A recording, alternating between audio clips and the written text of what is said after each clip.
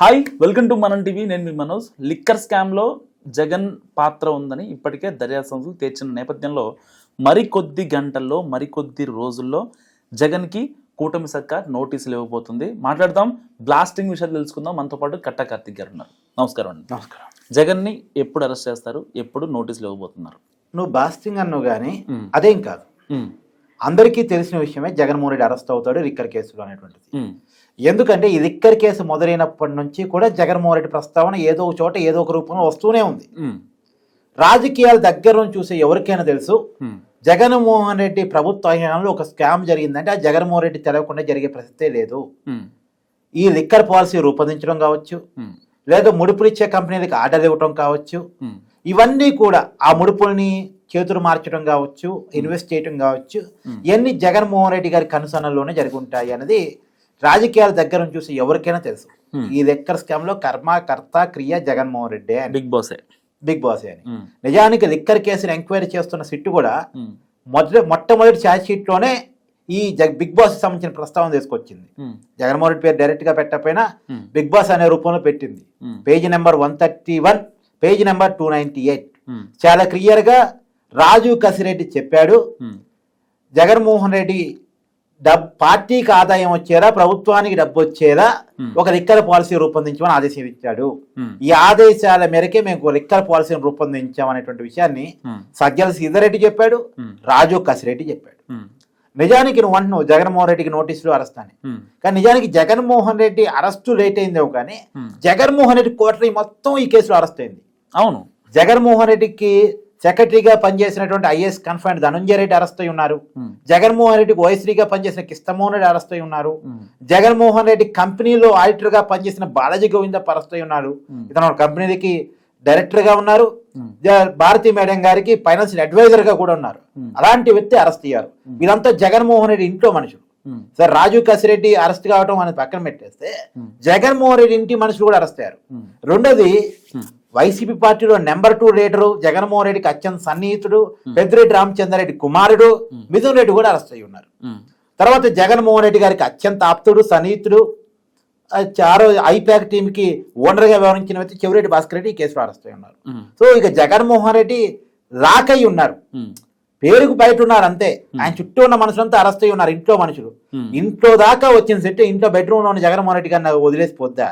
ఖచ్చితంగా జగన్మోహన్ రెడ్డి అరెస్ట్ అవుతాడన్న విషయం ఈ కేసును చూస్తున్న ఎవరికైనా అర్థమయ్యే విషయమే. రెండోది, అసలు జగన్మోహన్ రెడ్డికి తెలియకుండా స్కామ్ జరిగిందని ఎట్ట అనుకుంటారు, ఎవరు అనుకోగలరు? చాలా క్లియర్ గా సిటీ చెప్తుంది, జగన్మోహన్ రెడ్డి గారు ఆదేశాలతోనే అంతా జరిగింది, అంతిమ లబ్ధిదారు జగన్మోహన్ రెడ్డి. ఈ విషయాన్ని చాలా క్లియర్ గా ఎస్టాబ్లిష్ చేసింది, ప్రజలకు చెప్పింది. జగన్మోహన్ రెడ్డి గారు ప్రమాణ స్వీకారం చేసిన ఒక 3 నెలల్లో కొత్త మద్యం పాలసీ వచ్చింది. అంటే నవంబర్ నెలలోనే ఆ రోజు కొత్త మద్య పాలసీ తయారు చేశారు. డిసెంబర్లో కొత్త డిస్టిలరీస్ పెట్టారు.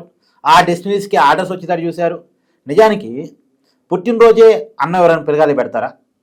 కానీ జగన్మోహన్ రెడ్డి ప్రభుత్వంలో డిసెంబర్లో అదాని డిస్టిలరీస్ వచ్చింది, నవంబర్లో కొత్త మద్యం పాలసీ వస్తే డిసెంబర్లో అదాని డిస్టిలరీస్ వచ్చింది. అదాని డిస్టిలరీస్ అసలు మద్యం తయారు చేయగలిగిద్దా లేదా, ఏ ప్రాణి తయారు చేస్తా అనేది కూడా తెలియకుండానే, అదాని సప్లై కెపాసిటీ ఉందా లేదా తెలియకుండానే ఆర్డర్స్ పోయాయి. అంటేనే స్కామ్ అక్కడే స్టార్ట్ అయిపోయిందని అర్థం చేసుకోవాలి కదా మనం. ఇంకొక విషయం ఏంటంటే, జగన్మోహన్ రెడ్డి గారు అధికారంలోకి వచ్చిన తర్వాత ప్రైవేట్ చేతుల్లో ఉన్నటువంటి మద్యం దుకాణాలన్నీ ప్రభుత్వం చేతుల్లో తీసుకోబడ్డాయి. ఆ రోజు ఎందుకు ఇలా చేస్తున్న జగన్మోహన్ రెడ్డి గారు అంటే, మద్యపాన నిషేధం అని హామీ ఇచ్చున్నాను కదా, అది అమల్లో తీసుకురావటానికి మద్యం షాపులు తగ్గించడానికి నేను ప్రభుత్వం చేతిలో తీసుకుంటున్నానని చెప్పాడు. నిజంగా ఆ రోజు తగ్గించాడు. 4200 షాపుని 3700 చేశాడు. అంటే దగ్గర ఒక 500 షాపులు ఎత్తేసాడు. సో దశల వారి ఎత్తేస్తున్నాను బిల్డప్ ఇచ్చాడు. కానీ ఆ తర్వాత మాత్రం షాపులు ఎత్తేలేదు. ఆ ఒక్కసారి ఎత్తేసాడు. అది కూడా ప్రజలకు చూపించడానికి, ప్రభుత్వం చేతిలోకి ఎందుకు తీసుకుంటున్నాం అంటే ఒక రీజన్ చూపించాలి కదా, అందుకని ఆ పని చేశాడు. తర్వాత రేట్లు అమాంతం పెంచేశాడు. ఎందుకు పెంచుతున్నావు జగన్మోహన్ రెడ్డి గారు అన్నావు అనుకో, మళ్ళీ ఇదే తీరి. ఇప్పుడు మద్యం తాగేవాళ్ళ సంఖ్య తగ్గించాలంటే ఏం చేయాలి? రేట్లు పెంచాలి.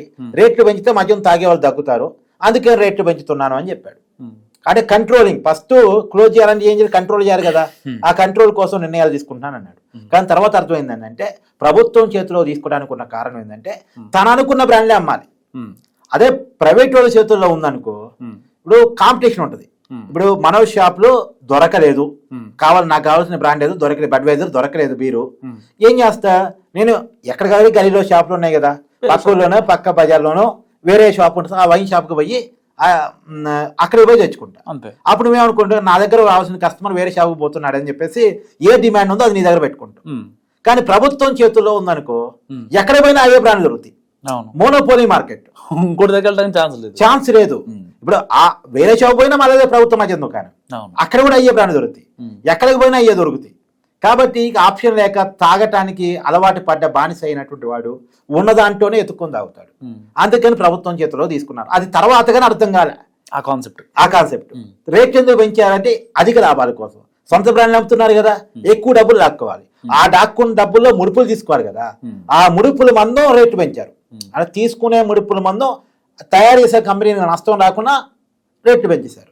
అది తర్వాత కానీ ఈ కాన్సెప్ట్ అన్ని క్రమక్రమంగా జనానికి అర్థమైపోయినాయి. అయితే ఈ ముడుపులు తీసుకునే విషయాలన్నీ కూడా అర్థం కాకుండా ఉండాలి. మామూలుగా గవర్నమెంట్ అకౌంట్లో డబ్బులు కొట్టామనుకో, ఫోన్పేనో గూగుల్ పేనో కార్డు ద్వారా డబ్బులు కొట్టామనుకో, ఎక్కడ డబ్బులు పడిపోతాయి? ఆ డబ్బులన్నీ గవర్నమెంట్ అకౌంట్లో పడిపోతాయి. గవర్నమెంట్ అకౌంట్ నుంచి డ్రా చేసామనుకో, ఇవన్నీ కూడా ట్రాన్సాక్షన్స్లో కనపడతాయి. కనపడకుండా చేయాలంటే ఏం చేయాలి? క్యాష్ అండ్ క్యారీ పద్ధతిలో చేయాలి. క్యాష్ అండ్ క్యారీ పద్ధతిలో డబ్బులు వసూలు చేసామనుకో, ఎన్ని డబ్బులు గవర్నమెంట్ అకౌంట్ వస్తామో తెలియదు, ఎన్ని డబ్బులు జేబులు పెట్టుకున్నామో తెలియదు. ఎందుకంటే ఇప్పుడు గవర్నమెంట్ అకౌంట్లో నాకు తెలిసి 110 రూపాయలు ఆదాయం వచ్చింది, 10 రూపాయలు జేబులు పెట్టుకుని 100 రూపాయలు గవర్నమెంట్ అకౌంట్ వేసా. నువ్వేం రాస్తావు? 100 రూపాయలే ఆదాయం వచ్చింది రాస్తావు. 10 రూపాయలు జేబులు పెట్టుకున్నదాన్ని లెక్కలు చూపించావు.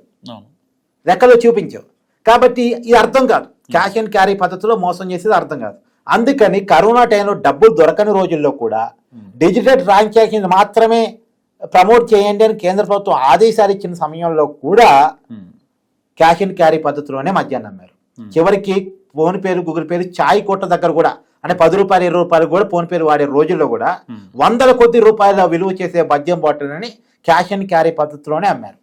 పాపం తాగాలనుకునే వాళ్ళు ఏం చేస్తారు? ఏదో రోజున డబ్బులు సంపాదించుకుని ఆ డబ్బులు తీసుకుని ఇక్కడ పడేయటం, వేరే చేతుల్లో పడేయటం, అలా చేశారు. అంటే స్కామ్ దొరకకుండా చేయడం కోసం. తర్వాత సహజంగా ఏం జరిగిందంటే మనోజు, ఇప్పుడు ఈ షాప్ లో కింగ్ ఫిషర్ బిల్ అయిపోయినా, బడ్వైజర్ బిల్ అయిపోయినాయి అనుకో, నువ్వు ఈ షాప్ లో రాసేస్తావు, ఇంకో షాప్ లో ఈ బిల్ అయిపోయిన రాసేస్తాడు. అంటే కంప్యూటరైజ్డ్ మొత్తం సిస్టమ్ అంతా కూడా ఆ సాఫ్ట్వేర్ లో పోగానే ఆటోమేటిక్ గా బ్యూరేషన్ కార్పొరేషన్ కి ఆర్డర్ వెళ్ళిపోతే, బ్యూరేషన్ కార్పొరేషన్ ఆ లెక్క చూసుకొని డిస్టిలరీస్ కి ఆర్డర్ ఇస్తుంది ఈ బ్రాండ్లు కావాలని చెప్పేసి. ఇదంతా ఆటోమేటిక్ సిస్టమ్. ఈ ఆటోమేటిక్ సిస్టమ్ ని సాఫ్ట్వేర్ పాడైపోయిందని చెప్పి క్లోజ్ చేసి పడేశారు. మాన్యువల్ పెట్టారు. మాన్యువల్ పెట్టి ఏం చేశారు? మాన్యువల్ అంటే చేతి రాదు కదా, మనం ఏది రాస్తే అదే. కాబట్టి మనం అనుకున్న బ్రాండ్కి ఆర్డర్ ఇవ్వాలి. జనం ఏ కొంటున్నారా అని పక్కన పెట్టు, మనం ఏం అమ్మాలనుకుంటున్నామో ఏ బ్రాండ్ అమ్మాలి, ఆర్డర్ ఇవ్వటం. ఏం అమ్మాలనుకుంటున్నాం? మనకి ఎక్కువ కమిషన్ ఇచ్చే అమ్మాలనుకుంటున్నాం. కాబట్టి వాటికి ఆర్డర్ ఇవ్వటం కోసం ఏం చేశారు? మాన్యువల్ పద్ధతిలో ఆర్డర్ ఇచ్చారు. ఎంత తెలివిగా చేస్తారు చూడు కుంభకోణం. తర్వాత ఏం చేస్తారు? సహజంగా ఏంటంటే మనోజ్, ప్రాసెస్ మద్యం షాపులు బెవరేజ్ కార్పొరేషన్ ఆర్డర్ పెడతాయి. డైరెక్ట్ మద్యం తయారీ సంస్థకి ఆర్డర్ పెట్టవు. మధ్యలో బెవరేజ్ కార్పొరేషన్ అనేది గవర్నమెంట్ సంస్థ కార్పొరేషన్ అది ఉంటుంది. వీళ్ళు బెవరేజ్ కార్పొరేషన్ ఇస్తారు, బెవరేజ్ కార్పొరేషన్ డిస్టిలరీస్కి ఇస్తుంది. ఇప్పుడు 100 రూపాయల మద్యాన్ని బెవరేజ్ కార్పొరేషన్ దాదాపు అంటే 100 రూపాయల మద్యాన్ని 16 రూపాయలకి కొనుగోలు చేస్తాయి. మిగతా 84 రూపాయలు ట్యాక్స్లే. ఆ ట్యాక్స్ వేసి మద్యం షాపులు సప్లై చేస్తాయి. ఆ మద్యం షాపు కొద్దిగా 10 రూపాయలు లాభం చూసుకొని మనకి అమ్మేస్తాడు. అది జనరల్గా ఉండే ప్రాసెస్. కానీ ఇక్కడ ఏం జరిగింది? ఇప్పుడు అంతా మాన్యువల్ సిస్టమ్ కదా, ఏది బెవరేజ్ కార్పొరేషన్ ద్వారా ఆర్డర్ ఇస్తున్నామో, ఏది డైరెక్ట్ గా ఆర్డర్ ఇస్తున్నామో ఎవరికి అర్థం కాదు. అదే ప్రభుత్వం చేతుల్లోనే మొత్తం ఉంది వ్యవస్థ మొత్తం. ఏం చేశారు? వీళ్ళు డైరెక్ట్ గా మద్యం షాపులలో డిస్టిలరీస్ కి ఆర్డర్ ఇచ్చారు. 100 రూపాయల బాటిని 100 రూపాయలకే కొనుగోలు చేశారు. ఆ 100 రూపాయలు కొనుగోలు చేయడం వల్ల 84 రూపాయలు బెవరేజ్ కార్పొరేషన్కి రావాల్సింది చాలా డబ్బులు స్కిప్ అయిపోయినాయి. స్కిప్ కావటం వల్ల ఎవరికి పోయినా 84 రూపాయలు డిస్టిలరీస్ పోయినాయి. బెవరేజ్ కార్పొరేషన్కి వస్తేనేమో గవర్నమెంట్కి వచ్చినట్టు, డెస్టినరీస్కి వస్తేనేమో ఆ ఓనర్స్కి వచ్చినట్టు, అంటే ప్రైవేట్ వాళ్ళ చేతికి వచ్చినట్టు. ఆ ఓనర్స్ ఎవరు? మళ్ళీ వైసీపీ నాయకులే. వాళ్ళే కదా మద్యం డెస్టినరీస్ పెట్టుకుంది, మొత్తం వాళ్ళ చేతిలో పెట్టుకున్నారు కదా. అంటే వాళ్ళ జేబుల్లో డబ్బులు రావడం కోసం ఈ రకంగా ప్లాన్ చేశారు. అయితే 100% మద్యంలో డైరెక్ట్ గా ఒక 50-60% ఏమో త్రూ బెవరేజ్ కార్పొరేషన్ ఆర్డర్ ఇచ్చారు. ఒక 40-50% ఏమో డైరెక్ట్ గా డిస్టిలరీస్కి ఆర్డర్ ఇచ్చారు. మధ్యలో బెవరేజ్ కార్పొరేషన్ ద్వారా ఒక 60%కి డైరెక్ట్ గా 40%కి ఆర్డర్ ఇచ్చారు. ఈ 60% లెక్కలు చూపించారు, 40% లెక్కలు చూపించలేదు. ఈ డబ్బు కూడా మాయమైపోయింది. ఇప్పుడు ఈ 40% అదనంగా ఇచ్చిన ఆర్డర్ ఎట్ట తెలిసిందంటే మామూలుగా మధ్యాహ్నం దేంట్లో నింపుతారు, బాటిల్లో నింపుతారు. బాటిల్ సప్లై చేయడానికి ఇంకోరు వెండర్ ఉంటాడు. అంటే ఈ మద్యం తయారు చేసేవాళ్ళు బాటిల్ ఏం తయారు చేయరు, వాళ్ళు బాటిల్ కొనుగోలు చేసి వాళ్ళు తయారు చేసిన మద్యం ఆ బాటిల్లో నింపి బెరూన్ కార్పొరేషన్కి ఇస్తారు మామూలుగా. కాబట్టి వాళ్ళు బాటిల్స్ ఆర్డర్ పెడితే ఆ బాటిల్స్ ఆర్డర్ పెట్టిన లెక్కకి ఈ మద్యం అమ్మిన లెక్కకి సంబంధం లేకుండా పోతుంది. మిగతా బాటిల్స్ ఏమైపోయినాయి, ఖాళీ బాటిల్స్ కనపడాలి కదా. సరే మామూలుగా ఏంటంటే మనం ఒక 100 బాటిల్ ఆ బాటిల్ వెంటనే ఆర్డర్ పెట్టాం అనుకో, వాడు ఇంకొక 5 ఎక్కువ ఇస్తాడు. ఎందుకంటే ఆ ట్రాన్స్పోర్ట్ లో పగిలిపోతా ఉంటాయి, స్క్రాచ్లు వస్తూ ఉంటాయి, ఒక 5-6 ఎక్కువ ఇస్తాడు. అయినా సరే ఎక్కడో లెక్క చాలా పెద్ద ఎత్తున తేడా వస్తుంది. నేను 40 బాటిల్ అమ్మానంటూ కానీ 100 బాటిల్ ఆర్డర్ ఇచ్చి తెచ్చుకున్నాను. మరి మిగతా 60 బాటిల్ ఏమైపోయినాయి, ఈ అన్ని కూడా లెక్కల్లో చూపించుకొని అమ్మేశారు. ఈ దొంగతనం ఇలా బయటపడింది. అయితే ఇదంతా ఆధారాలు కనిపెట్టడం కష్టం. కానీ ఇప్పటి వరకు కేవలం ముడుపుల అంశాన్ని కనిపెట్టేశారు, ముడుపుల అంశాన్ని కనిపెట్టారు. కానీ ఇందాక నేను చెప్పాను కదా, ఈ బాటిల్ దొంగతనంగా అమ్మిన విషయం, బెవరేజ్ కార్పొరేషన్ తెరవకుండా అమ్మినటువంటి విషయం కనిపెట్టలేదు. ఇప్పుడు ఎగ్జాంపుల్ 1,00,000 కోట్ల మద్యాన్ని అమ్మారబ్బా, అమ్మిన దాంట్లో ప్రతి 100 రూపాయలకి 84 రూపాయలు మిస్సింగ్. లెక్క ఎంత మిస్ అయిందో, దగ్గర నేనంటూ 1000 రూపాయలకి 840 రూపాయలు, 1,00,000 రూపాయలకి 84,000, కోటి రూపాయలకి 84 లక్షలు, 100 కోట్లకి 84 లక్షలు. ఇట్లకే దాదాపు 40,000 కోట్ల రూపాయలు స్కామ్ ఇక్కడ మీకు కనపడతా ఉంటుంది. 44,000 కోట్ల రూపాయల స్కామ్ ఇక్కడ కనపడతా ఉంటుంది. సరే అంత కాదనుకున్నా ఇంకా సగం వేసుకో, 20,000 కోట్ల స్కామ్ నీకు కనపడతా ఉంటుంది. అంటే దీంట్లో ఇంత అడ్డగోలుగా దోస్తారు.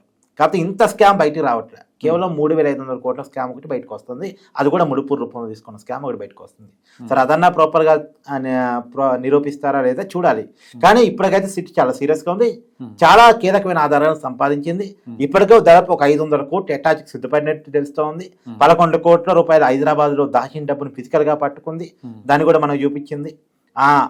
ఎక్కడైతే దొరికిందో ఆ ఫామ్ హౌస్ ఓనర్స్ కూడా ఓ డిక్షనరీ ఉంది. ఆ డిక్షనరీ పేరు యూవి, అంటే ఉపేందర్ రెడ్డి, విజయేందర్ రెడ్డి, వాళ్ళ పేరుతోనే డిక్షనరీ పెట్టుకున్నారు. ఆ డిక్షనరీ కేవలం కాగితాల మీద మాత్రమే ఉంది, ఫిజికల్గా ఎక్కడా లేదు, దానికి ఒక బోర్డు కూడా లేదు. వాళ్ళు తయారు చేయకుండానే వాళ్ళకి ఆటలు పోయినాయి. 100 కోట్ల రూపాయలు వాడి చేతులు వారిని, దాంట్లో ఈ 11 కోట్ల లేదా అని తేలాల్సి ఉంది. కానీ చాలా క్లియర్గా మద్యం కుంభకోణం అనేది ఆధారాలతో ప్రూవ్ అయిపోయింది. ఇప్పుడు అంతిమ లబ్ధిదారుని విచారించడం మాత్రమే పెండింగ్ ఉంది. ఆయన్ని నెక్స్ట్ ఛార్జ్షీట్, ఫైనల్ ఛార్జ్షీట్ లోపల నోటీసులు ఇచ్చి విచారించి అదుపులో తీసుకుని ఆయన కూడా లోపల పడేసేటువంటి అవకాశం ఉంది. Thank you Karthik. సో ఇది కార్తిక్ గారి అనాలిసిస్ చూస్తున్నాండి మనం.